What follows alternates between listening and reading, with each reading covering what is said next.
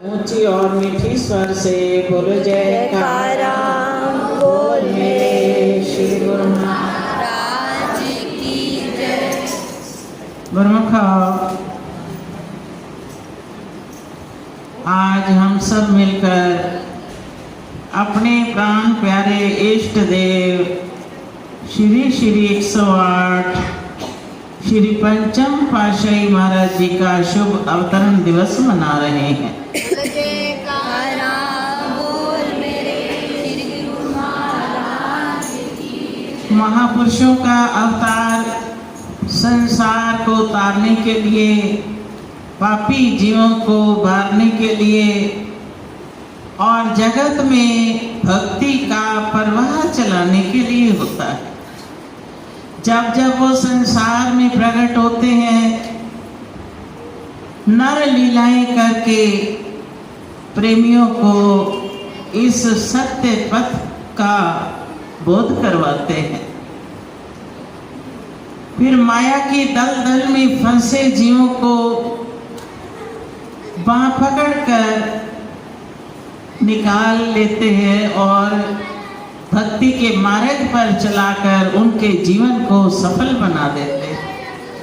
ये महापुरुषों का ही काम है।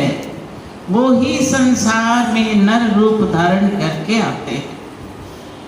तो हमारे इष्ट देव श्री पंचम पातशाही जी का शुभ अवतरण 26 सितंबर सन 1926 रायपुर कला में हुआ। तो जब उनका अवतरण हुआ तो चारों ओर खुशियां और बहारें छा गई और सभी की जुबां पर मधुर गीत थे कि आज का दिन है खुशियों भरा,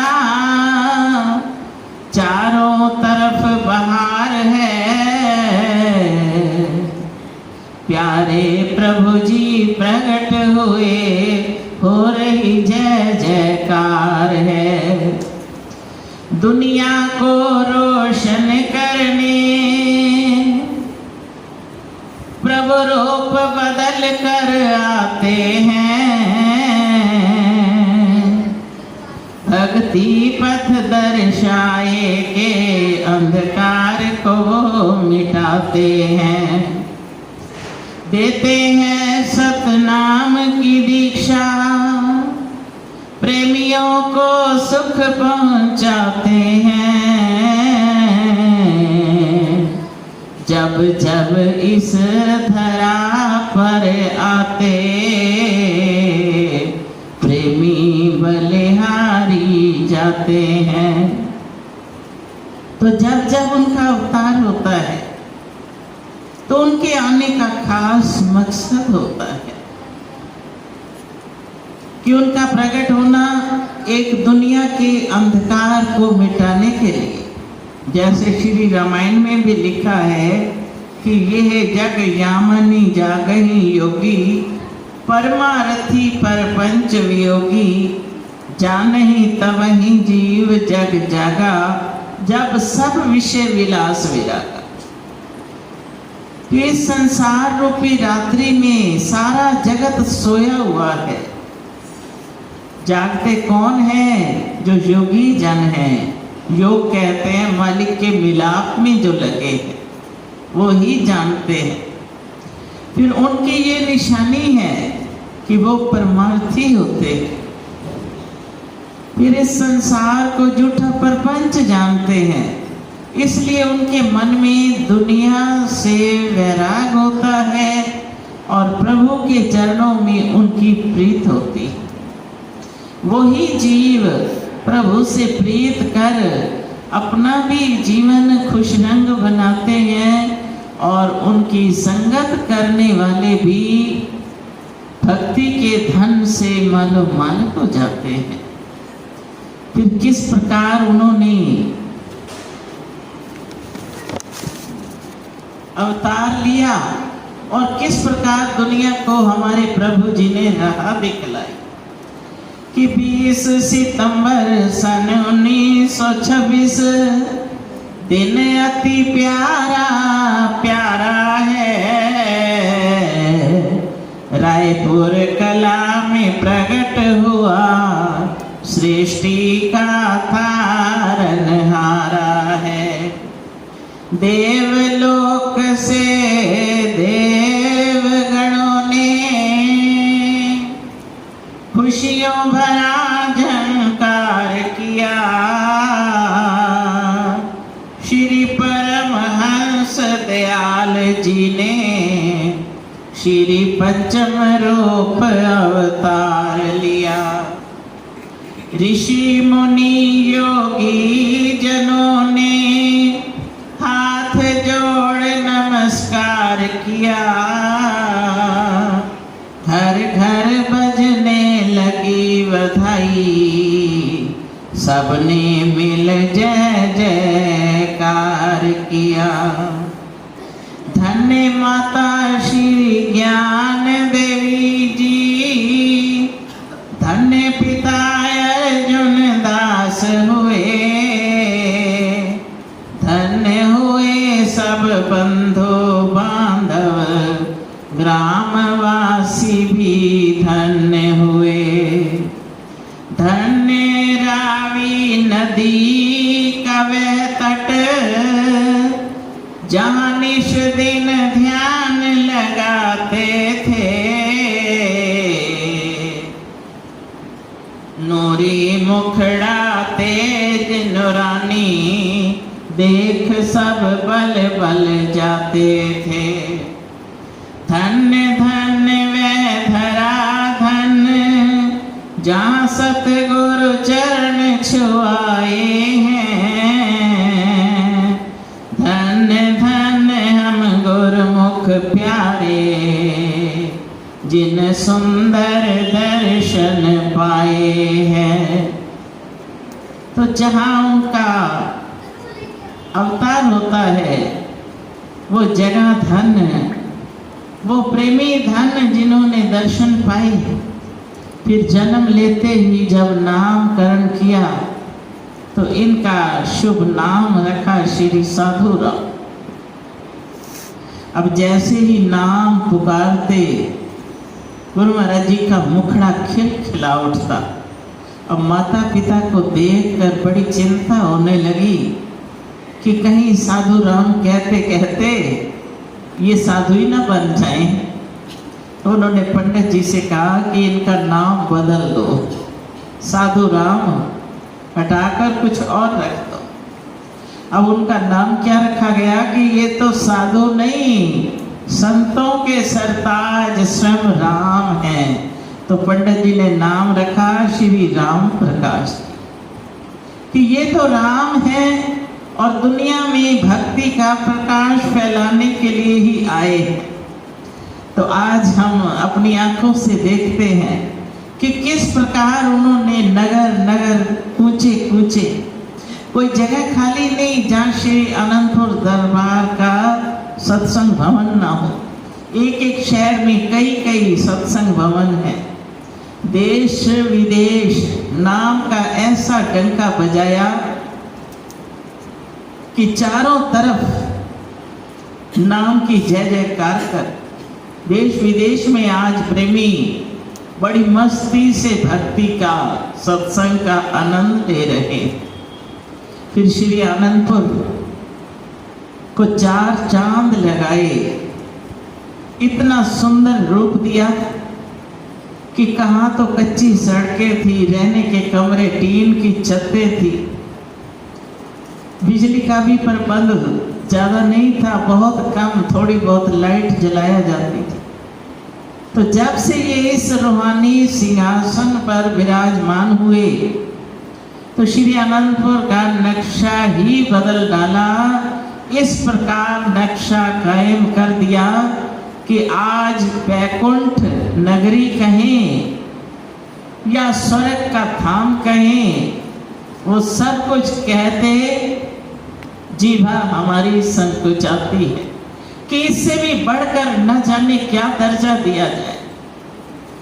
तो ये सारी मेहनत उन्होंने प्रेमियों के लिए की। कि प्रेमी जो यहाँ आए बड़े सुख से, बड़े आराम से रहकर परमार्थ कर सके, भजन ध्यान भी करें, सेवा भी करें, सिमरन भी करें और जीवन का सच्चा आनंद भी प्राप्त करें।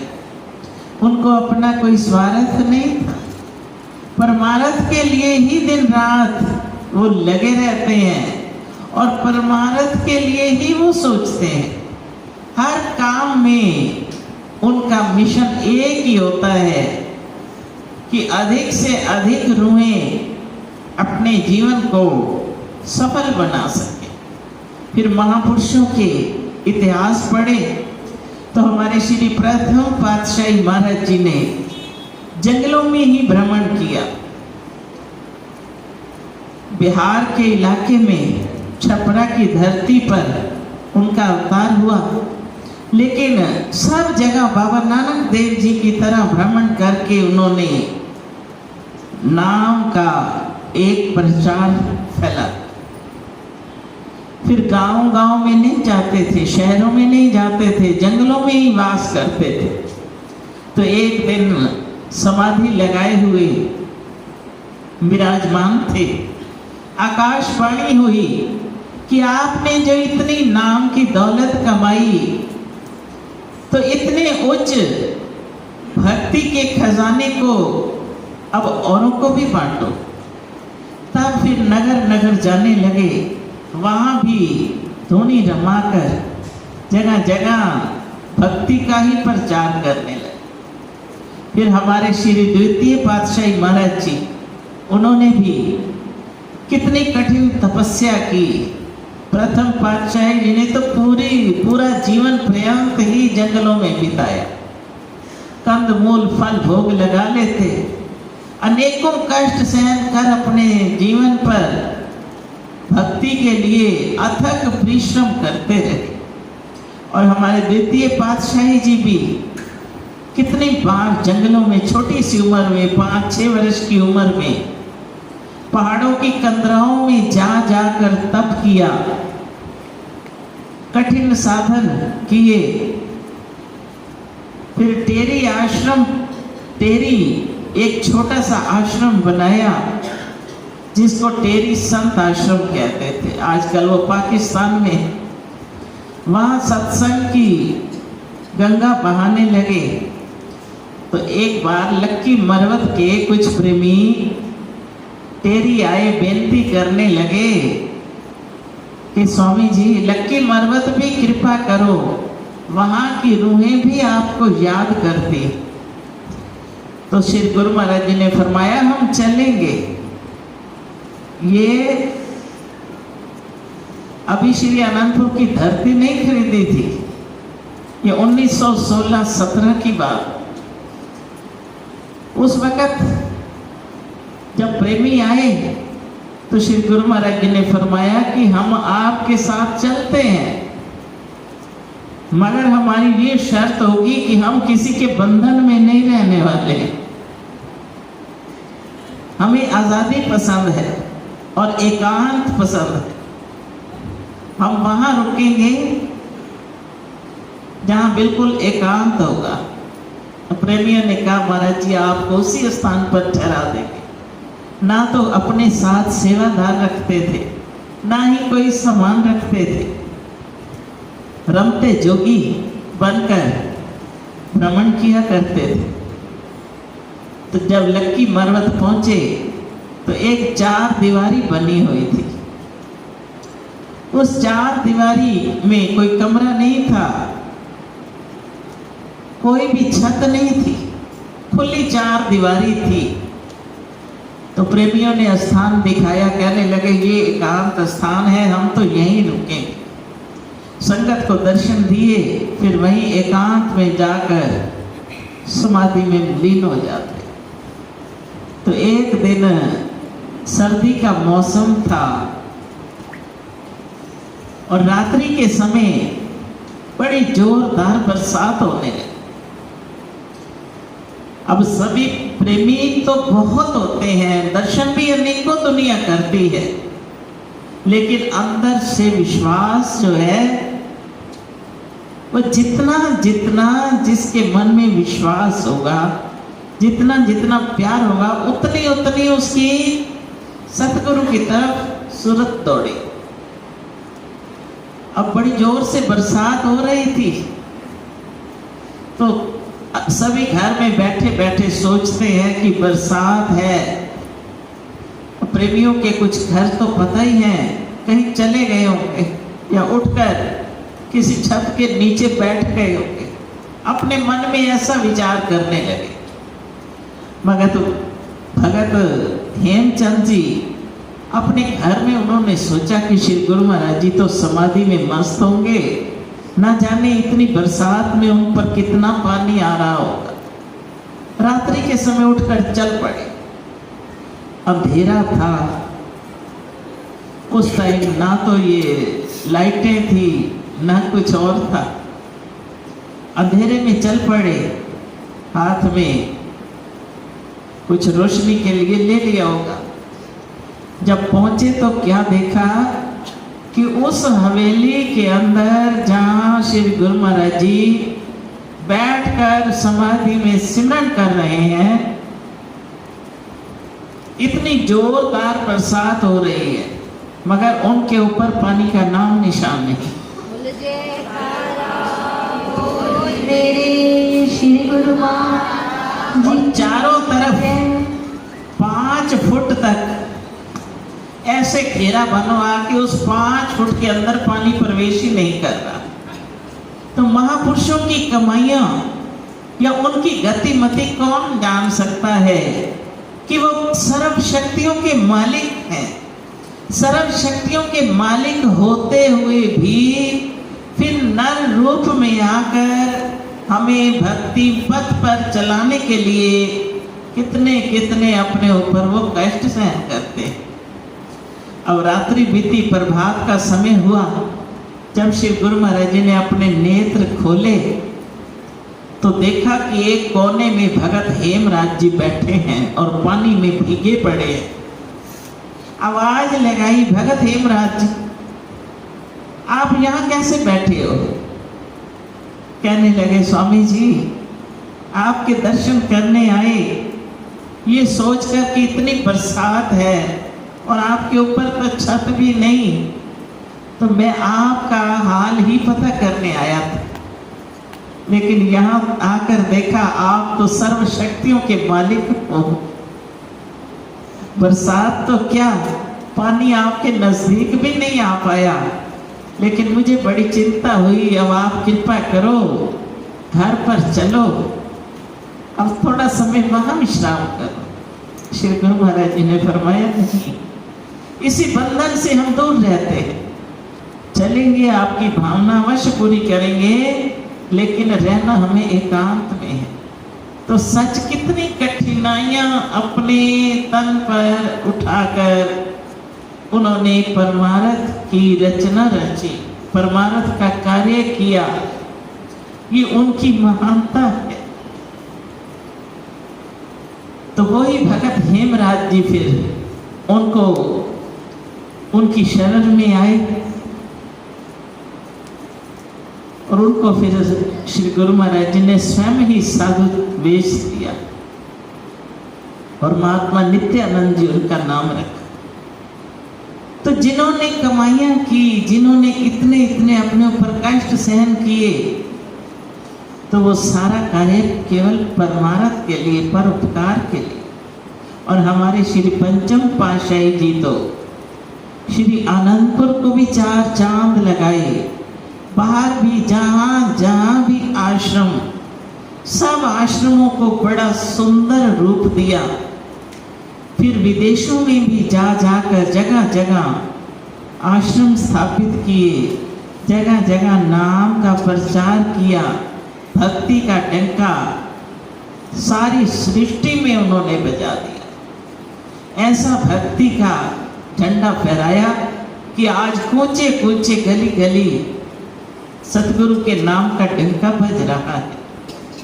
तो ये सब कार्य उन्होंने प्रेमियों के लिए किए कि प्रेमी जो भी श्री गुरु महाराज जी की शरण में आए तो उनको फिर 84 में ना जाना पड़े, ऐसा नाम जाप का साधन बदला दिया, जिस पर अमल करते हुए लोक परलोक दोनों ही प्रेमी संवार लेते हैं। तो जैसे वो हमारे कल्याण के लिए आए, उन्होंने इतना हम पर महान उपकार किया, अब हम भी उन्हीं के आदेशों पर चलते हुए जो जो वो हिदायत दे उसी पर चलते रहे। फिर कलिकाल के अंदर तो कितने सरल भक्ति के नियम बना दिए कि प्रेमी घर पर रही भक्ति के नियमों को अपनाएं और सिमरन करें। सेवा और सिमरन से सहजे ही अब से पार हो जाएंगे। बल्कि जिम्मेवारी ली कि 5 नियम भक्ति के करे जो शर्धाधार, लोक परलोक के हम उनके जिम्मेवार। कि जो 5 नियम भक्ति के अपनाएगा, लोक परलोक की जिम्मेवारी हमारी। फिर हम फिर भी बेनती करते हैं कि प्रभु लोक परलोक की जिम्मेवारी तो ली, लेकिन जो हमारे कर्म हैं वो भी काटो। तो उसके लिए फिर उन्होंने सिमरन की हमें हिदायत दी कि 2 घंटा सिमरन करो, अपने आप सब टल जाएंगे। अब इन पर अमल करना तो हमारा काम है। अमल करेंगे तो लाभ उठाएंगे, और जब तक अमल नहीं तो खाली सुन लेने से हमारा कल्याण नहीं। उनके बताए हुए आदेशों पर चलना सीखें। धीरे धीरे मन को उसी में ढालते जाएं। तो फिर उनको प्रेमी इतने प्यारे हैं, कितने प्यार से फरमाते हैं, गुरमुखो सब खुश हो, प्रसन्न हो। तो ये सब उनकी दयालुता है जो हम जीवों पर वो करते हैं। तो इसलिए आज जन्मदिन के उपलक्ष्य में श्री सतगुरु दाता दयाल जी के चरण कमलों में बधाइयाँ भी भेंट करें और श्री गुरु महाराज जी को मुबारकबाद भी दें कि आप हमारे लिए नर रूप धारण करके इस तरह धाम पर आए। फिर आज के दिन हम यही उनसे वरदान मांगें कि हमारा मन हमेशा आपके चरणों से जुड़ा रहे, एक पल भी मन इधर उधर भटकने ना पाए। तो जब ऐसा करेंगे तो उनकी पूर्ण प्रसन्नता पाकर हमारा जीवन भी सफल हो जाएगा और परलोक भी संवर जाएगा।